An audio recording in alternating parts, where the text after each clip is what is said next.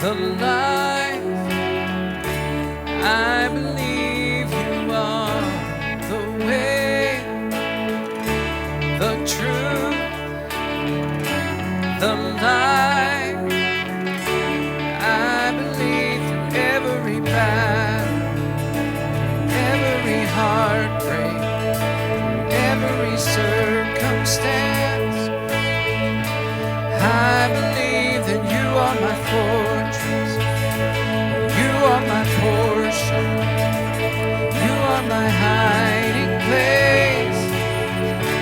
I believe you are the way, the truth, the life. I believe you are the way, the truth, the life. I believe through every blessing, every promise, every breath I take. I believe that you are provider, you are protector, you are the one I love. I believe you are the way, the truth, the life. I believe you are the way, the truth, the life. I believe you are.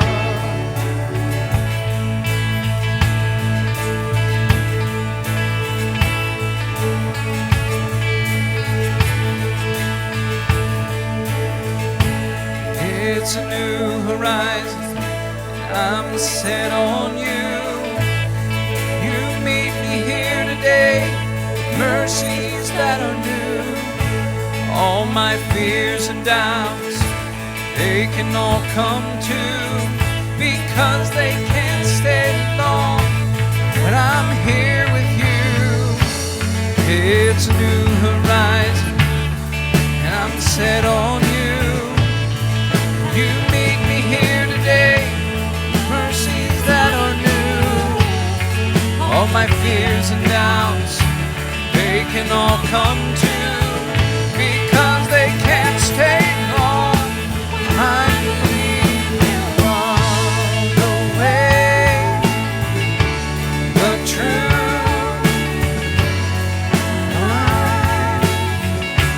I believe you are the way, the truth, the life.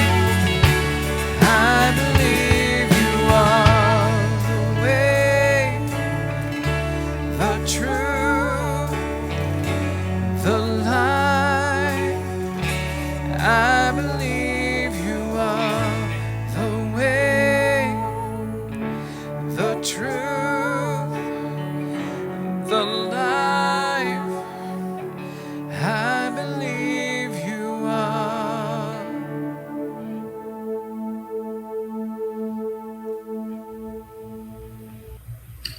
Good morning, Lord Wesleyan Church. Thank you for joining us live this morning. I'm going to start off a little vulnerable this morning and just admit to you guys that I am in a weird place in my faith right now. I've just been on this journey and this search for truth and figuring out what I believe about God and why I believe what I believe about God. But in the midst of this, I kind of just felt like the Israelites who were in the wilderness, not really sure what's going on, not really sure what to do, not really sure why I'm here. Now, I would like to assume that some, if not most of us, have also experienced something like this before. And maybe it's not been the same as me. Maybe you've not felt like you needed to ask these questions or figure out what you believe about God. But maybe there's just been a time where you felt like you were in the wilderness in your faith. Today we're going to be reading from Exodus 16, 1 through 21. And this is where the Israelites were led to the wilderness. They were just free from slavery in Egypt, and now God is leading them to the promised land, but on the way, he is taking them to the wilderness. And while the Israelites were literally in the wilderness in this passage, I think that there's a lot that we can take from and learn from this about our spiritual wilderness. So Exodus 16, 1 through 21. They set out from Elim, and all the congregation of the people of Israel came to the wilderness of Sin, which is between Elim and Sinai, on the 15th day of the second month, after they had departed from the land of Egypt. And the whole congregation of the people of Israel grumbled against Moses and Aaron in the wilderness, and the people of Israel said to them, "Would that we had died by the hand of the Lord in the land of Egypt, when we sat by the meat pots and ate bread to the full. For you have brought us into this wilderness to kill this whole assembly with hunger." Then the Lord said to Moses, "Behold, I am about to rain bread from heaven for you, and the people shall go out and gather a day's portion every day, that I may test them whether they will walk in my law or not. On the sixth day, when they prepare what they bring in, it will be twice as much as they gather daily."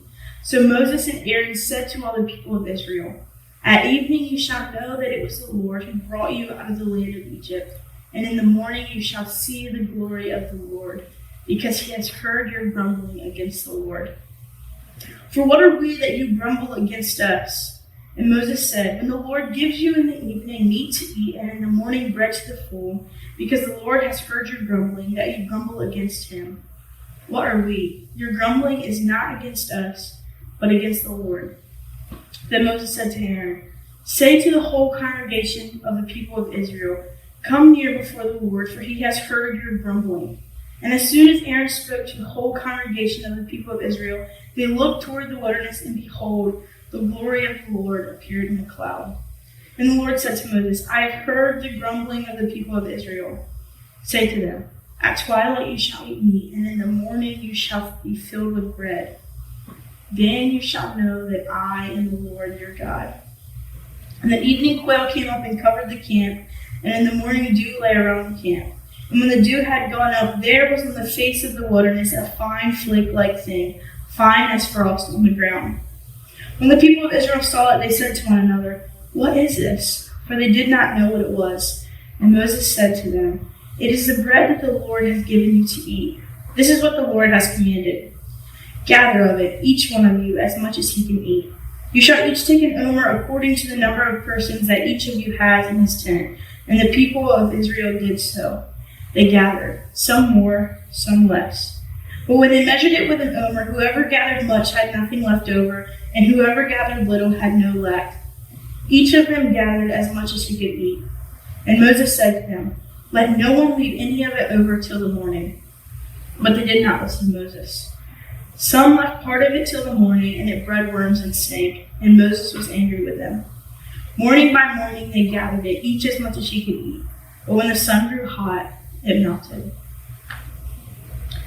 I don't know if I'm the only one who thinks this, but when I read through Exodus, when I read through reading about the Israelites, I just think that the Israelites might have suffered from amnesia. At least it's like the only thing that I have been able to come up with that helps me understand the way that they act. If we just do a little quick review on what God has done for the Israelites, they were in slavery in Egypt. God hears their moaning and their groaning and raises up Moses to come help free them. And when Pharaoh doesn't free them, the Lord sends 10 plagues that don't affect the Israelites. They only touch the Egyptians. And when they're finally freed and they're on their way to the promised land, God literally parts the Red Sea for them to run right through and then closes it back in on the Egyptians after the Israelites are through. And then when they get to the wilderness, right before this wilderness, and they don't have any water to drink, the Lord provides sweet water for them. And I'd love to tell you that up until this point, up until Exodus 16, what we just read, they didn't complain or grumble, but they just followed the Lord. They just trusted him and allowed them to take them to the promised land because they're free from slavery now and they're going to the promised land, and God has provided for them all this way.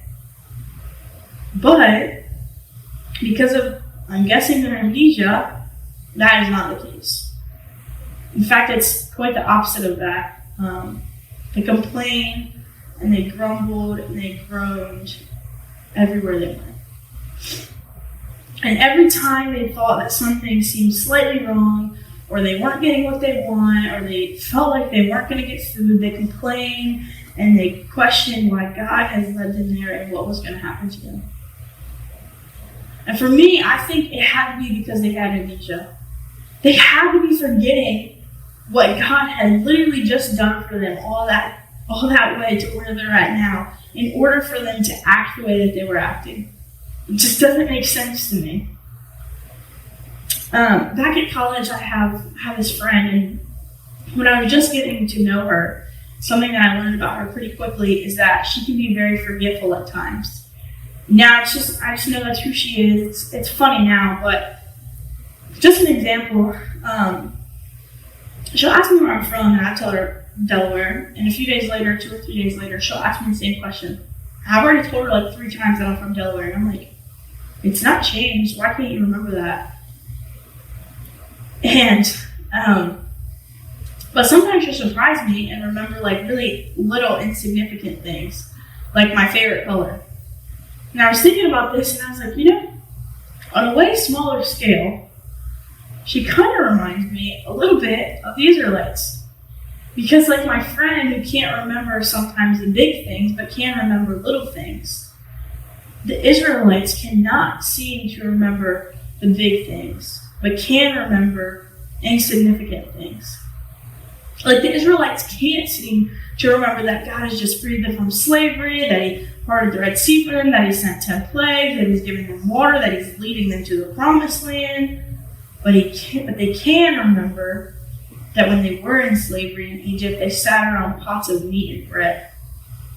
And I just remember as I was preparing this message and sitting down, I just remember thinking, God, the Israelites are so dumb. Like, what did they not get? You freed them from slavery. You provided for them all this way. Why do they forget who you are? Why would they rather die as a slave in Egypt than allow for you to provide for them on the way to the Promised Land? And as I was asking that question, and God kind of just brought to my attention that apparently I am also sometimes like the Israelites. And I just remember thinking, like, God, no, I'm not. I don't have amnesia. I know what you've done for me in the past. I know that you'll provide for me in the future. I'm not like the Israelites. And He said, okay, well, how come when I take you into the wilderness, you seem to forget everything I've ever done for you? And you complain and you grumble that you're there, and you don't believe that I have a purpose for you. When I tell you that God leads the Israelites to the wilderness, that probably doesn't affect you a whole lot. Like, obviously, God leads the Israelites to the wilderness. It's a part of their journey from Egypt to the Promised Land. But when I tell you that God sometimes leads you and me into the wilderness, how does that make you feel? How does that affect you? The wilderness is not fun. It's not an easy place to be. It's difficult, and it's not a place that I would prefer to be in my walk with God. But He leads me there. He leads you there. And why would He do that? Why would God lead us to a place where it's really hard to trust in Him? It's really hard to believe and remember who He is. God intentionally leads the Israelites into the wilderness where they have no food. And by this time on their journey from Egypt, all their supplies would have been gone, and it's very unlikely that they would find any food in this wilderness on their own. But God's purpose for leading them there wasn't to just leave them alone and not give them any provision. He provides for them, and He gives them instructions on what to do in the wilderness. Verse 4 says, I am about to rain bread from heaven for you, and the people shall go out and gather a day's portion every day. Here's the instruction. Only gather a day's portion every day. But His instruction also came with a test. The other part of that verse says that I may test them whether they will walk in my law or not. God is testing them to see if they will trust that He will provide for them and if they will obey His instructions. Because when God takes us into the wilderness, He does it for a purpose. He tests us to teach us something. Because God doesn't want to just take us through the wilderness and leave us there. His purpose for taking us through the wilderness is to take us somewhere far greater. But first we have to learn what He wants to teach us in order to get to where He wants us to go after the wilderness. The Israelites, in order for them to make it to the promised land, they had to learn how to obey and trust God. But as we know, the Israelites were not good at this and did not pass God's test and listen to His instructions. And in their distrust and their disobedience, they actually deprived themselves and their families of the full enjoyment of God's provision that He was giving them. How often do we do that? Like, how often do we miss out on the full enjoyment of God's provision that He's giving us because we're so focused on ourselves and we're so focused on why we're in the wilderness rather than just focusing on Him? But even in the midst of their distrust and their disobedience, God continues to show Himself to them. And every day continues to encourage them to seek Him and to trust in Him. From this passage, we can see that God leads us to difficult places for a purpose. The wilderness is difficult. But it's when we're in these difficult places that God reveals to us ourselves. He shows us who we are. But He also, in turn, reveals Himself to us. Because we see in Exodus 16 that the Israelites were faced with a food crisis that turns into a faith crisis. They're faced with this difficult situation of not knowing where they're going to get food. And that's hard, not knowing where they're going to get food from and knowing they're not going to find it on their own. But it in turn reveals to them their lack of trust and obedience to the Lord. But it also reveals to them the heart of God. Because no matter the amount of times that they grumble and disobey Him, He continues to provide for them and continues to give them opportunities to obey Him. Day after day, He says, I am doing this for you. God could have just been like, okay, you guys don't want to listen to me. You want to do it your own way. Like, you'd rather live in Egypt as a slave and die there. Go for it. Go back there then. But He doesn't. That's not who He is. Instead, every day He provides for them. Every day He says, I am doing this so that you shall know that I am the Lord your God. The Lord takes us to the wilderness to show Himself to us. And He wants to show Himself to us so that later He can show Himself through us. Now, as I said earlier, the Lord wants to take us somewhere greater than the wilderness. He doesn't want to leave us there. But in order for us to get there, we have to learn what He wants to teach us, and we have to know Him in order to get to where He wants us to go. God is making Himself known to the Israelites so that He might make Himself known through the Israelites outside of the wilderness, in the promised land. I mentioned earlier that I'm in a wilderness of myself right now. And something else that I've learned about the wilderness is that it is a place of wrestling with God. In high school, one of my teachers told us a little analogy about wrestling with God. And he says, if you think about actual wrestlers, they get really close and intimate with each other. They're probably touching each other in places they don't want to be touched. They're probably slamming each other on the ground. It's a hard sport. It's rough. It's difficult. And that's kind of what it's like to wrestle with God. When we wrestle with God, we're getting vulnerable. God is touching our soul and our heart in places where we probably don't want Him to be in. Wrestling as a sport is probably very mentally exhausting, trying to figure out what your opponent is going to do next. And I think when we're in the wilderness is a struggle and it's hard. But we're wrestling with God and we're growing closer and we're growing intimate with Him. I heard a quote one time, I don't remember who it's by, but it says, the same God who created the garden also created the wilderness. The same God who created the garden is the same God who created the wilderness. And as God leads us to the garden, a place of vulnerability, a place of being fully known by Him, a place of shamelessness, God also leads us to the wilderness, a place of struggle, a place of growth, a place of learning who He is. And it's not easy in the wilderness, but He leads us there for a purpose. And in this time where I've just been asking these questions, these hard questions about God, the Lord has just been speaking to me about why He's led me in the wilderness. And He said, I've never taken time to ask these questions. I've never taken time to really figure out what I believe about God. I just believed everything that has been said to me. And He says, I brought you to this place, to this wilderness, so that you will know me better, so that I can show myself through you. And this wilderness has not been fun. It hasn't been easy. But the Lord has been revealing Himself to me, and I've been wrestling with God in these questions, and I've had so much growth because of it.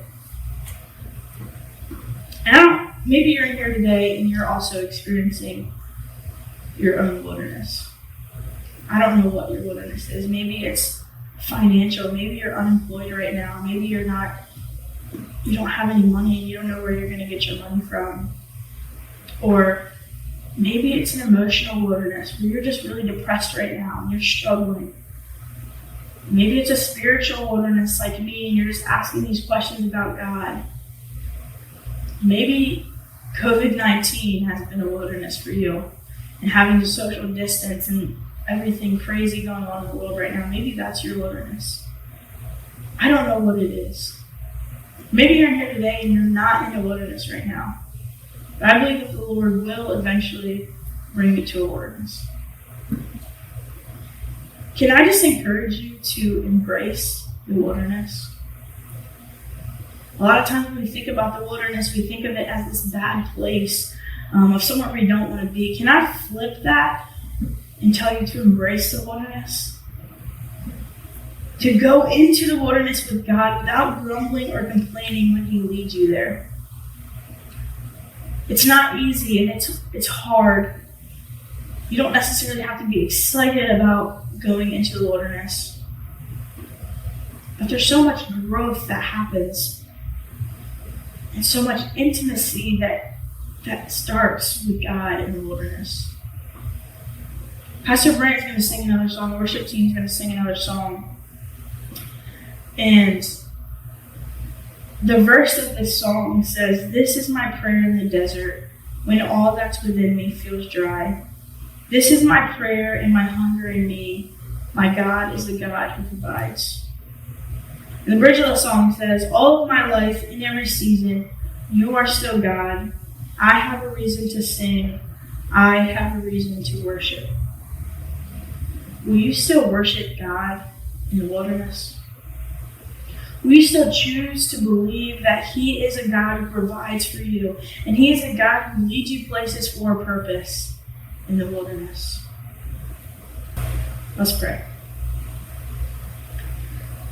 Father, while the wilderness is not a place that we particularly want to be, I thank you for the wilderness. Because it's in the wilderness, in this time of struggle, where we just grow so much closer to you. We gain intimacy with you. Father, it's not easy. And so I just ask that you would be with us, be with the congregation, be with everyone who's listening. Lord, whoever is in a wilderness right now, whatever it is, you know what their wilderness is. Would you just be with us? In times where it feels like we're alone in the wilderness, would you reveal yourself even more to us then? Lord, would you help us to believe and trust, to remember who you are in the wilderness, remember who you are in times that are hard, and remember who you are in the wilderness, and trust that you're not leading us there in vain, you're not leading us there for no reason, but there is a purpose, Lord, so that you can show yourself to us, so that we can better show you through us outside of the wilderness. We love you. Amen.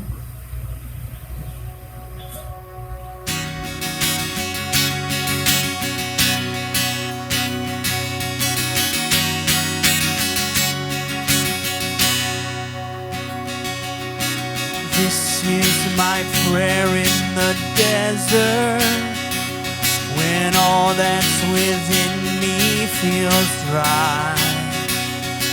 This is my prayer in my hunger and need.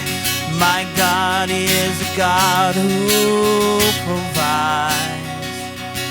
This is my prayer in the fire, in weakness and trial or pain. There is a faith proved of more worth than gold, so refine me, Lord, through the flame.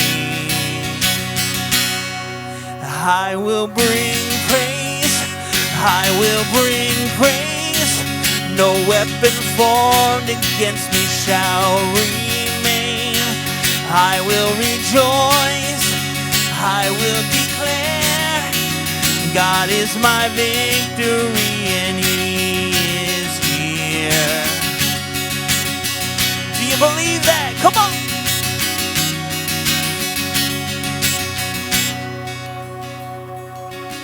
This is my prayer in the battle, when triumph is still on its way. I am a conqueror and co-heir with Christ, so firm on His promise I'll stand. I will bring praise, I will bring praise. No weapon formed against me shall remain.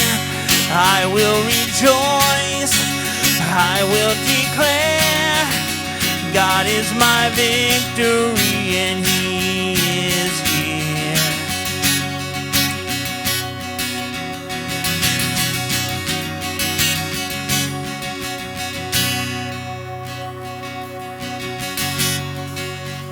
All of my life, in every season, you are still God. I have a reason to sing. I have a reason to worship. All of my life, in every season, you are still God. I have a reason to sing. I have a reason to worship. All of my life, in every season, you are still God. I have a reason to sing. I have a reason to worship. Come on, sing with me. All of my life, in every season, you are still God. I have a reason to sing. I have a reason to worship. And I will bring praise, I will bring praise. No weapon formed against me shall remain. I will rejoice, I will declare, God is my victory and He is here.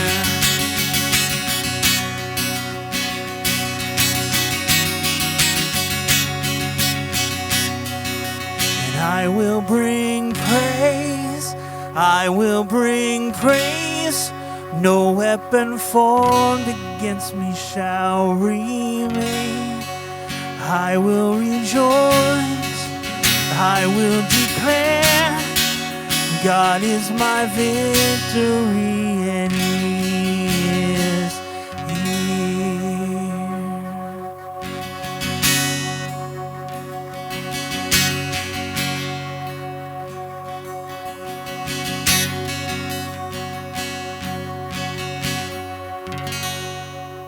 Hello, Laurel Wesleyan community. Pastor Scott here. Man, we've got some great news about some exciting things that are coming our way. It seems that the government is starting to release the restrictions to make it more easy for us, the church, to come to the place of gather. So we want to talk about a couple things as we move forward. One of the initiatives that God has laid on my heart for this year is an initiative called LEAP. Leadership, Evangelism, and Prayer.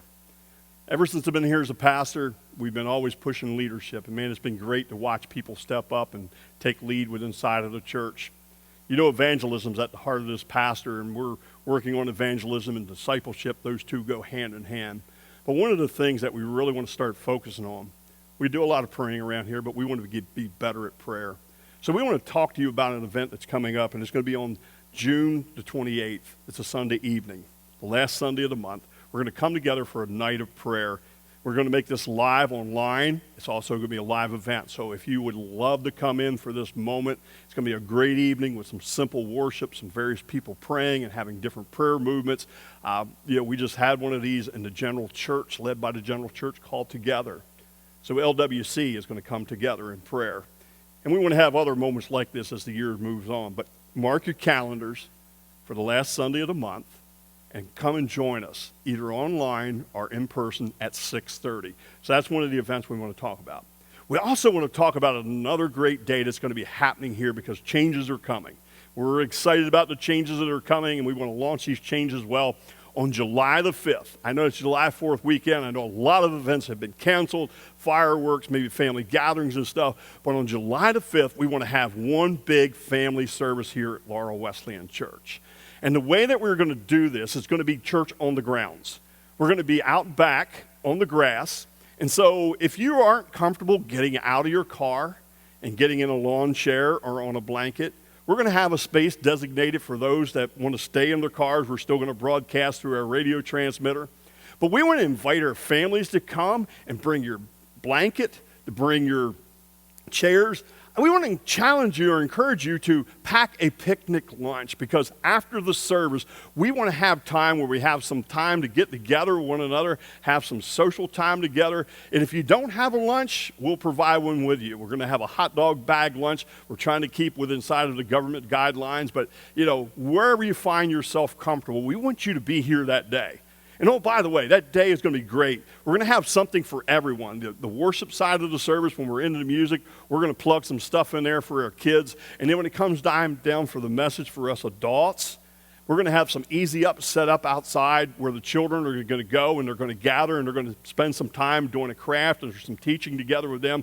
So parents, if you're looking for an outlet for your kids, it's all going to be outside. It's going to be a great event. We're looking forward to that. So remember, July the 5th, plan to be with us at 10 o'clock in the morning. Bring your lunch. Come on, let's have some dinner on the grounds as we're here together. We're going to social distance as much as we can and try to, as much as we are comfortable with. And then following that, the following week on July the 12th, we're going to get back to a regular set of service schedules. The one thing we recognize about the parking lot service, man, it has been a great venue. It's been good seeing those folks there. We know it's an outlet that we have had, but I'm going to tell you something. The temperature's getting ready to be a bear out there. Some of you guys are already experiencing setting in your cars and running your air conditioning. Some of you got your windows down and you're sweating. And boy, I'm going to tell you something. PB and I, we're feeling it as well. So on July the 12th, we're going to go back to a two-service venue. We're going to have a 9 o'clock service. That first service at 9 o'clock is for those folks that are more vulnerable. In other words, the government had some age restrictions on us. They have lifted that verbiage off of us. So if you consider yourself vulnerable or you're not comfortable with a bigger crowd, we want to invite you in at our 9 o'clock service. We want to let you know we're going to make everything possible that we can to keep this place safe. The church will be freshly cleaned and you'll be some of the first folks in here. There will be a no-touch system. If you don't want to touch anything, you can come in and be seated. We have our seats set in a socially distancing way. And so we want to invite you out to that if you are part of that group or part of that crowd. And then at 10:45, we're going back to our 10:45 service. The 10:45 service is what we're calling our family service. And it's within inside of that family service, we hope our young families will come. We're not going to card anybody at the doors when they come either way. But I'm going to tell you something. That second service, 10:45, is going to be meant to be for our families. It's going to be a great time to see folks come. We'll have something, an element in there for the kids every week, something for all ages. And we're excited about these changes that are coming in venue. I want you to be praying with us. I want you to be marking your calendars. I want you to come and join us as we start to find some normalcy back into our lives. I know we're still going to be doing social distancing inside. We'll still be as the mask as long as the government is requiring it. But I want to tell you something. These are some great opportunities that we can start to come back together with some fellowship. And remember, LWC loves you. Man, it has been good to see some of you guys along the journey in the parking lot in the 11 o'clock service that we've been doing already. But we are really looking forward to some more of this time of being able to get together and have a great time as the body of believers in fellowship. God bless you guys. Mark your calendars. Be ready to join us now. Think about these things. See you now.